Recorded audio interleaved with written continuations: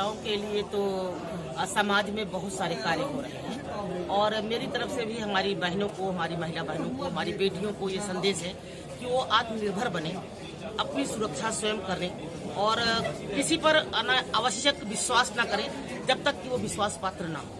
क्योंकि कभी कभी विश्वास के चक्कर में उनके साथ बहुत बड़ा विश्वासघात हो जाता है और वो अपने जीवन से भी हाथ धो बैठती है। तो ऐसी स्थिति में हमारी बहनों को चाहिए कि जब भी कोई कदम ऐसा उठा रही है या समाज में कभी बाहर निकल रही है तो अपने आप को आत्मनिर्भर बनाए रखें, मजबूती से समाज में निकले। अगर उनका किसी तरह से उत्पीड़न हो रहा है तो उसका भी डटकर मुकाबला करें।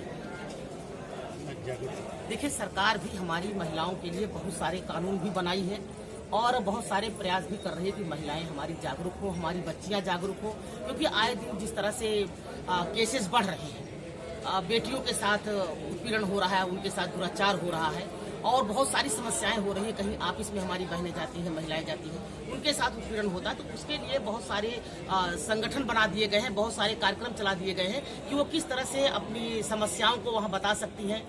महिला हेल्पलाइन चला दी गई है और जैसे ये जो ससुराल में महिलाएं बहनें हैं हमारी, अगर उनकी घरेलू हिंसा हो रही है या और तरह से सामाजिक रूप से उनके साथ कोई हिंसा हो रही है या उनका उत्पीड़न हो रहा है, तो उस तरह से जगह जगह पर हर तरह की समस्याओं को दूर करने के लिए बना दी है सरकार ने। हमारे हेल्पलाइन की व्यवस्था कर रखी है कि तत्काल उनकी सूचना पर उनके साथ कार्यवाही हो सकती है, उनके साथ मदद उनको मिल सकती है। और हमारे बहुत सारी संस्थाएं हैं, हमारी बहनें समाज सेविका बहनें हैं, तो इस तरह से उनके उत्पीड़न को रोकने के लिए और उनका साथ देने के लिए बहुत सारे हैं। और हम लोग भी सतत प्रयत्नशील रहते हैं कि हमारी बहनें या हमारी बेटियां कहीं परेशान हैं यदि और हम तक सूचना यदि पहुंचती है तो निश्चित है कि हम लोग उनकी मदद करते हैं। और सरकार भी जागरूक है, निरंतर सरकार उन बहनों को, हमारे बहनों के उत्पीड़न को रोकने का, उनकी परेशानियों को रोकने का और उनकी समस्याओं का निदान करने का प्रयास कर रही है। यहाँ तक कि उनको कुछ ट्रेनिंग भी दी जा रही है कि ताकि वो अपनी सुरक्षा कर सकें। इसके बाद भी महिला अपराध कम नहीं हो रहे हैं, उत्पीड़न कम नहीं हो रहे हैं, इसके बारे में आप महिलाओं को क्या संदेश देना चाहेंगी?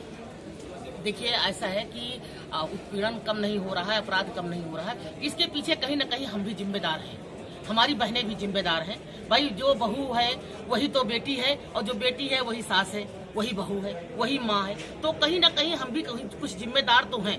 लेकिन अगर उत्पीड़न कम नहीं हो रहा है तो इसके लिए हम लोगों को सतत प्रयत्नशील रहना चाहिए, प्रयास करना चाहिए कि किसी भी तरह से किसी भी समाज में यदि उनका उत्पीड़न हो रहा है तो उसका डट कर पूर्ण रूप से मुकाबला करें। और यदि उनसे नहीं हो पा रहा है तो और कुछ ऐसी चीजें हैं, जैसे बच्चियां हैं हमारी घर से बाहर निकलती हैं और उनके साथ कोई दिक्कत आती है, कोई परेशानी होती है, कोई छेड़छाड़ होती है या कोई दुर्व्यवहार करता है तो अपने घर पर छिपा ले जाती है। ऐसी परिस्थिति में छिपाते छिपाते एक दिन नासूर का काम करता है। तो हम ये संदेश देंगे अपनी बहनों को, अपनी बच्चियों को कि जो बच्चियां हमारी घर से बाहर निकल रही हैं या किसी कार्यालय में जा रही हैं, यदि उनके साथ कोई उत्पीड़न हो रहा है तो उसके लिए बहुत सारी संस्थाएं बनी है, बहुत सारी टीमें बनाई गई हैं, बहुत सारे महिलाओं का एक समूह बनाया गया है। अगर इस तरह का कोई उत्पीड़न का हो रहा है तो पहली बात तो अपने घर पर बताएं और घर पर पहली बात तो माँ बाप से शर्म करने की कोई आवश्यकता नहीं है, क्योंकि वही उनके आधार है। यदि उनसे शर्म करेंगे तो हो सकता है आगे उनकी दिक्कतें ज्यादा बढ़ेंगी। अपने घर पर बताएं,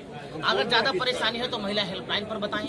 और भी समस्याएं हैं तो बहुत सारे संगठन हैं, बहुत सारे ऐसे संगठन चल रहे हैं, पुलिस विभाग बना हुआ है, पुलिस विभाग में भी महिला हेल्पलाइन बनी हुई है, जनरल हेल्पलाइन भी चल रही है, संस्थाएं भी हैं। तो किसी को भी बता करके वो अपनी समस्या का निदान करा सकती है। और बाकी समस्याओं के लिए हमारी कोर्ट बनी हुई है, यहाँ से भी विधिक सेवा प्राधिकरण की तरफ से हमारी बहनों को सहायताएं दी जाती हैं और सुलह समझौते के आधार पर उनकी जो समस्याएं हैं उसको निपटाने का प्रयास किया जाता है। घरेलू हिंसा के बहुत सारे समस्याएं हैं जो उनके मुकदमे भी चलते हैं। तो सरकार ने व्यवस्था की है, सरकार व्यवस्था कर भी रही है, हमें भी उसके लिए प्रयत्नशील होना पड़ेगा। तो महिला दिवस है तो मैं यही चाहूँगी कि जो लड़कियां हैं, महिलाएं हैं, वो करीब करीब हर क्षेत्र में आगे जाएं और किसी भी उसमें रूप में पुरुषों से कम न रहें। और करीब करीब जो है उनके लिए अगर उनको कोई प्रॉब्लम आती है तो वो महिला हेल्पलाइन को ज़रूर इस्तेमाल करें। मैं यही चाहती हूँ कि जैसे कह रहे हैं कि बेटी बचाओ बेटी पढ़ाओ, तो महिलाओं को यही संदेश देना चाहूँगी कि लड़कियां जो हैं उनको अच्छी से अच्छी शिक्षा दें जिससे वो देश का नाम रोशन कर सकें और हर क्षेत्र में आगे जाएं। देखिए, मैं महिलाओं के लिए 2 पंक्तियों में पूरा संदेश दूँगी। रोक सके ना जिसको बाधा, रोक सके ना जिसको बाधा, मैं हूँ वो संकल्प सबल। मैं दुर्गा संतोषी काली, आदिशक्ति हूँ महाप्रबल। कोई भी स्त्री, कोई भी नारी अपने आप में इतनी सशक्त है, इतनी शक्तिशाली है कि उसे स्वयं को अबला समझने की बिल्कुल भी आवश्यकता नहीं है। अपने पे वो जब आ जाती है तो पूरे विश्व को जीत सकती है। महिला जागरूकता के लिए आपके कह रहा है। देखिए, जहाँ तक रही महिला सशक्तिकरण की बात, तो महिला हमेशा से सशक्त रही हैं।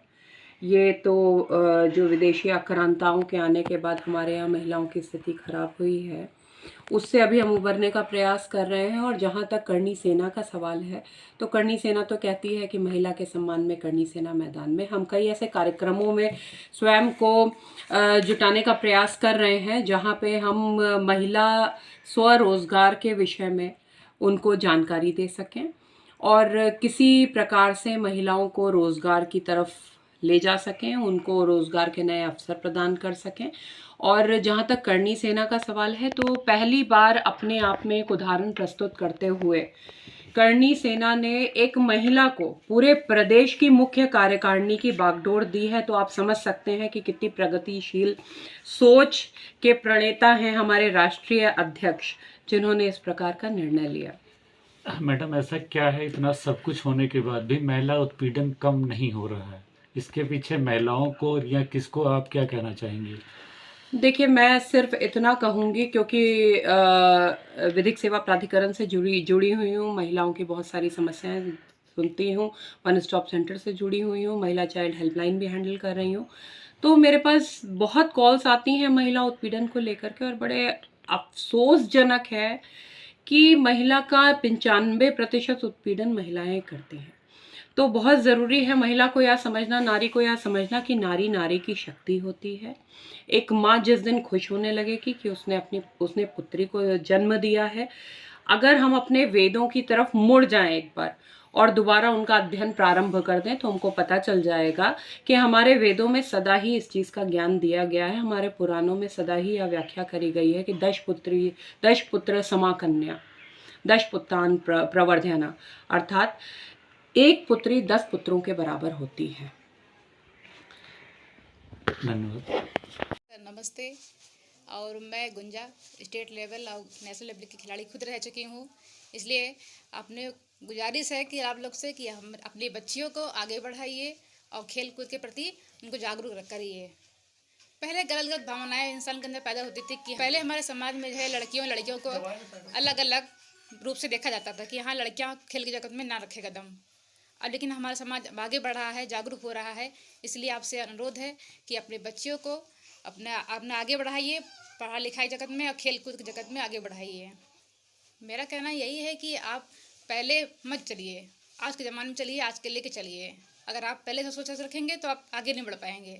समाज के साथ में चलिए, अपने बच्चियों को आगे बढ़ाइए खेल कूद के प्रति। महिलाएं अपने कैरियर को आगे बढ़ाने के लिए एक अच्छा मौका मिलता है खेल से, और इसी में और की भलाई भी है। अपने चल के आगे नौकरी हर चीज़ के लिए प्रयास कर सकते हैं, जिससे कि वो अपने पैरों पे खड़ा हो सके। इससे बहुत ही सम्मान मिलता है, नौकरी पर बहुत प्रभाव पड़ता है इनको अलग नज़र से देखा जाता है। हाँ, सबसे ऊंची सोसाइटी में रखा जाता है खेल जगत से। क्या नाम है, कहाँ की रहने वाली? मैं गुंजा अयोध्या से रहने वाली हूँ। कि हमारे जो लड़कियां हैं, मैं अपने संदेश देना चाह रही हूं कि लड़कियां आगे बढ़ें और मेहनत करें, अपने माँ बाप का नाम रोशन करें। देखिए, ऐसा है कि जिसके पास मेहनत से सब जितने हमारे खिलाड़ी हैं उनके पास हुनर है, सब कुछ है, उनको कोई सपोर्ट नहीं करता है। तो हम अपने ज़िले के सभी लोगों से बड़े सब निवेदन यही करते हैं कि आगे बढ़ें और महिलाओं को सपोर्ट करें। देखिए, जितने सब लोग उनको सपोर्ट करना चाहिए, महिलाओं को आगे बढ़ाना चाहिए। जिला का नाम भी होता है, उनका भी नाम होता है, और सपोर्ट कोई नहीं करता। देखिए, सबके पास हुनर तो है, कुछ सपोर्ट नहीं है, साधन नहीं है उनके पास।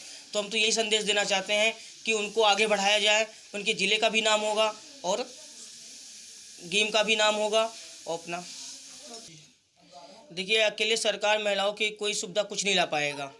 और दूसरी बात देखिए सबसे बड़ी होती है समाज चाहेगा तो बहुत कुछ हो सकता है महिलाओं के लिए, और समाज नहीं चाहेगा तो महिलाओं के लिए कुछ नहीं हो सकता। ये अगर ऐसे प्रधानमंत्री हुए या मुख्यमंत्री जी हुए, ये महिलाओं को कुछ नहीं, जनता चाहे तो बहुत कुछ आगे महिलाओं के लिए कर सकता है और आगे भी चल सकता है। देखिए खेले तो हम बहुत कुछ, मैं अभी तो रशिया भी खेल के आया हूँ, 15 सीनियर नेशनल भी है, सब जूनियर रिकॉर्ड है हमारे पास, और मैं आगे बहुत कुछ अभी खेलना भी चाह रही हूँ। कुल हमारे पास कोई सपोर्ट नहीं, क्या आज तक मुझे कोई सपोर्ट नहीं कर रहा है, ना मुझे कोई अभी प्लेटफॉर्म मिला हुआ है, तो इसीलिए प्रेजेंट टाइम में मैं घर पे ही हूँ। मैं अभी इंटरनेशनल रशिया खेल के आई हूँ मॉस्को, और छत्तीसगढ़, बॉम्बे, कलकत्ता, आसाम, डिब्रूगढ़, ये सब मतलब नेशनल खेल के आए हुए हैं। 15 नेशनल हूँ, सब जूनियर रिकॉर्ड है, और मेरा नाम सीमा पांडे है। तो मैं यही संदेश देना चाह रही कि महिलाएं खेलें और आगे बढ़ें और अपने इंडिया का नाम रोशन करें। मैं नई कॉलोनी दंधावन कुंड की रहने वाली हूँ, मेरा नाम सीमा पांडे है। इसलिए क्योंकि महिलाओं को थोड़ी जानकारी बहुत कम है कि हमारा उत्पीड़न हो रहा है तो हम अपनी सुरक्षा कैसे कर सकते। पहली बात तो वो आवाज़ नहीं उठाती, डर के मारे समाज से डरती हैं और अपने माँ बाप से भी डरती हैं, ससुराल वालों से भी डरती है। अगर वो परेशान कोई कर रहा है तो हम कैसे उसको बताएं। इसके लिए भी है 1090 पर वो अपनी शिकायत कर सकती हैं बिना किसी झिझक के, क्योंकि उसमें उनकी जो है नाम, पता और उन्होंने क्या शिकायत की सब चीज़ गुप्त रखी जाती है। 1090 के जरिए एक आदमी पकड़ा भी गया था हाल ही में, और उसने कई महिलाओं को फ़ोन करके परेशान किया था, कोई कह नहीं पाता था, तो कोई एक महिला जो है उसने शिकायत दर्ज कराई तो उसको पकड़ा गया और वो जेल गया। सबसे पहले तो उन्हें बोलना बहुत ज़रूरी, जो चुप रहती उनको अपनी चुप्पी तोड़ना बहुत ज़रूरी है।